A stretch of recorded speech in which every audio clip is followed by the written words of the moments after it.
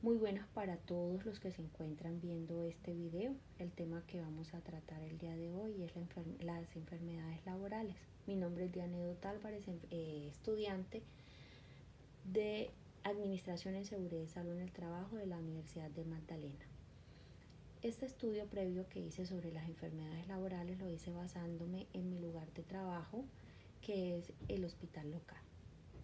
Enfermedad laboral. Es enfermedad laboral la contraída como resultado de la exposición a factores de riesgos inherentes a la actividad laboral del medio en el que el trabajador se ha visto obligado a trabajar. La clasificación de riesgos laborales según su consecuencia. Para comenzar, digamos que los factores de riesgo laborales son condiciones que tienen la potencialidad de causar daño a las personas, es decir, que están relacionados con distintos elementos como la materia, la energía. ¿Qué es un accidente? Evento previsto no deseado que interrumpe el desempeño normal de operaciones. ¿Qué es un incidente? Son situaciones específicas que interrumpen la actividad pero no tiene consecuencia alguna. Enfermedades profesionales son lesiones orgánicas o trastornos físicos o mentales, temporales o permanentes causadas en y con ocasión del trabajo.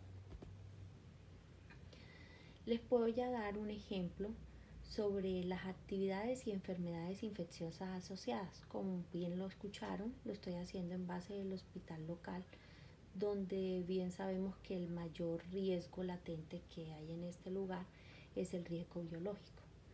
Les voy más o menos a dar este ejemplo sobre el área de laboratorios. Las enfermedades a contraer pueden ser unas de ellas como la hepatitis, SIDA, zoonosis y otras infecciones.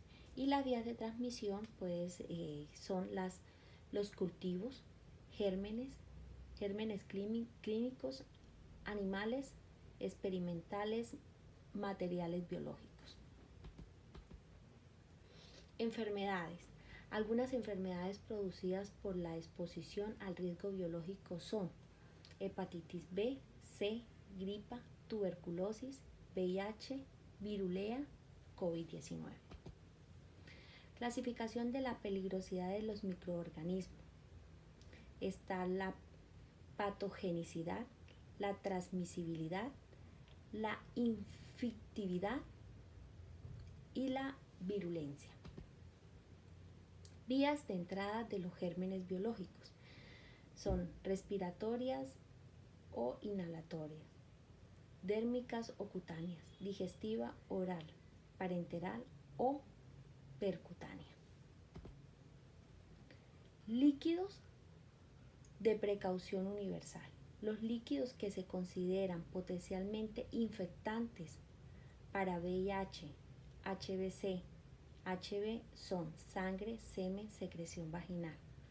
Cualquier líquido contaminado con sangre, como puede ser la leche materna, líquido sinovial, líquido pleural, líquido amniótico, líquidos peritoneal y pericárdico.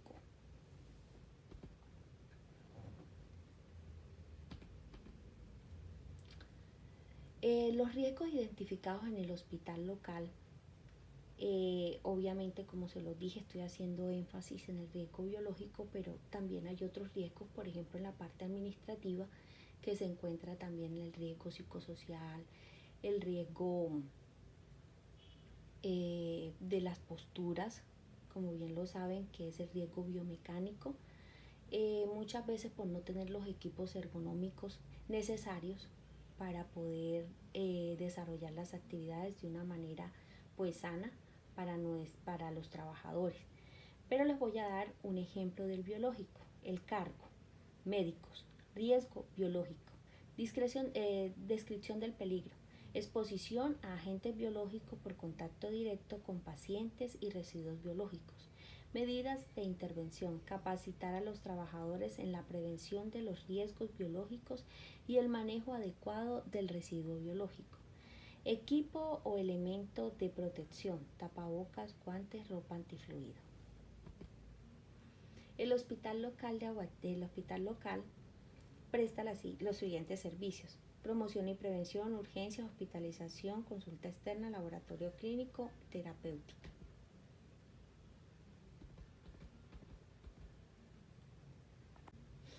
Protocolo para la rehabilitación, reubicación y calificación de pérdida de capacidad laboral. Primera etapa, captura de los casos para la rehabilitación o definición temprana de trabajadores que se vea afectada su capacidad de ejecución de las actividades en forma temporal o permanente. Segunda etapa, evaluación del caso.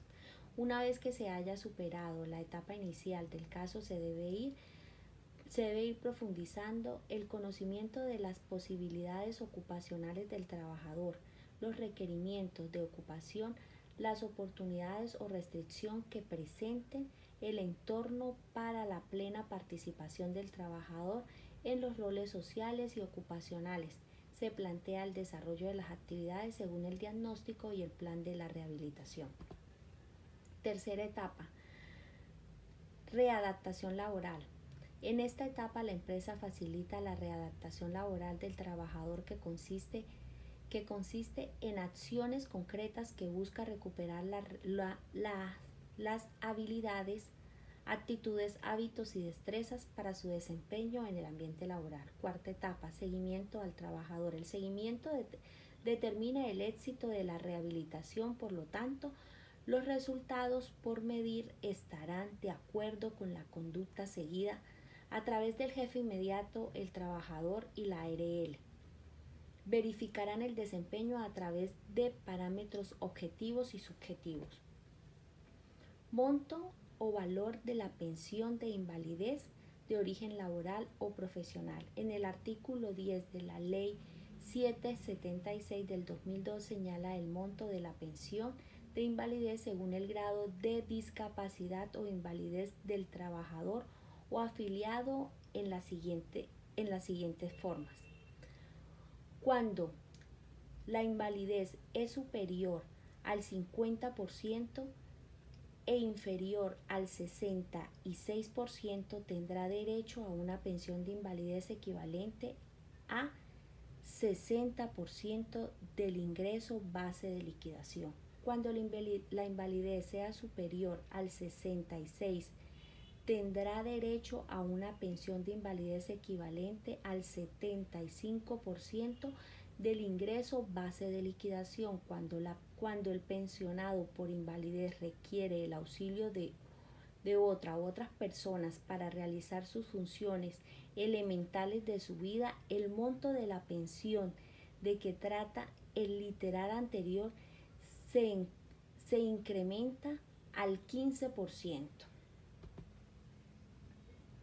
También vamos a hablar también de las normas de bioseguridad. Las normas de bioseguridad tienen como destino o finalidad reducir el riesgo de transmisión de microorganismos de fuentes detectadas o no de infecciones.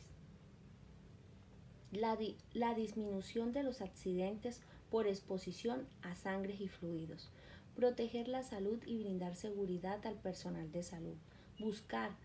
Buscan proteger a otros pacientes de infecciones cruzadas. Normas de bioseguridad generales. Maneje todo paciente como potencial infectante. Realizar adecuada y oportunamente lavado de manos antes de iniciar labores y al terminar el turno, antes de realizar procedimientos invasivos, antes de atender pacientes, antes y después de entrar a cuartos de aislamiento. Recomendaciones. Siempre aplique todas las medidas y procedimientos que permitan prevenir la exposición de un agente biológico. El uso de guantes de procedimientos es importante en su labor, pero no reemplaza la higiene de manos cada vez que sea necesario.